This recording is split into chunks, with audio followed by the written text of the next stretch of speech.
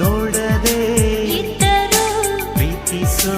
ಇಬ್ಬರು ನೋಡೋರ ಕಣ್ಣಲ್ಲಿ ಏನೇನೋ ಹಾಡೋ ಹುಚ್ಚರು ದೂರನೇ ಆರಂಭ ಸೇರೋದೇ ಅಂತಿಮ ಅಲ್ಲಿವರೆಗೂ ಯಾರು ಈ ಹುಚ್ಚು ಪ್ರೀತಿ ಮೆಚ್ಚರು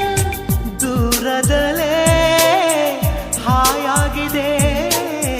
ಕಾಯುವುದೇ ಸುಖವಾಗಿದೆ ಯಾರೇ ನೀನು ಚೆಲುವೆ ಅಂದಿದೆ